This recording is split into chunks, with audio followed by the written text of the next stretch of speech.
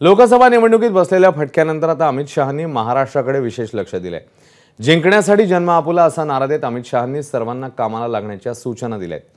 भाजपचा यावर्षीचा जाहीरनामा अत्यंत भेदक आणि आक्रमक असणार आहे। याच जाहीरनाम्याची झेरॉक्स माझाच्या हाती लागली आहे। जनतेसाठी काय करणार आहे सांगतानाच या जाहीरनाम्यातनं काँग्रेसकडे 50 वर्षांचा हिशेब मागण्याची रणनीती ही भाजपने आखली आहे। काँग्रेसची रेख कशी छोटी आणि तकलादू आहे हेच जाहीरनाम्यातनं दाखवण्याची आक्रमक खेळी भाजपने आखली आहे।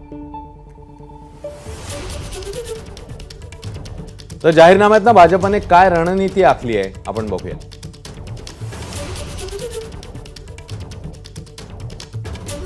जाहीरनाम्यात भाजप काय करणार याची माहिती असणार आहे। काँग्रेसने 50 वर्ष सत्ता उपभोगूनही काय केलं नाही याचा पर्दाफाश करण्यात येईल। प्रत्येक जिल्ह्यातील काँग्रेसने घोषणा करूनही रखडलेल्या 5 प्रकल्पांची माहिती मागवण्यात आली आहे।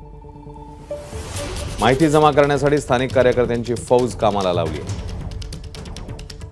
काँग्रेस काळातील प्रलंबित रखडलेल्या प्रकल्पांवरून काँग्रेस राज अपयशी होतं हे दाखवण्याचा प्रयत्न आता भाजप करणार आहे। छोट्या जातींच्या प्रलंबित मागण्यांनाही भाजपच्या जाहीरनाम्यामध्ये स्थान देण्यात आले।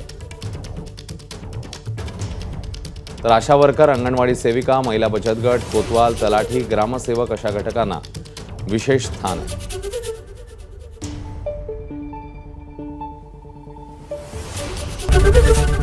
एबीपी माझा, उघडा डोळे बघा नीट।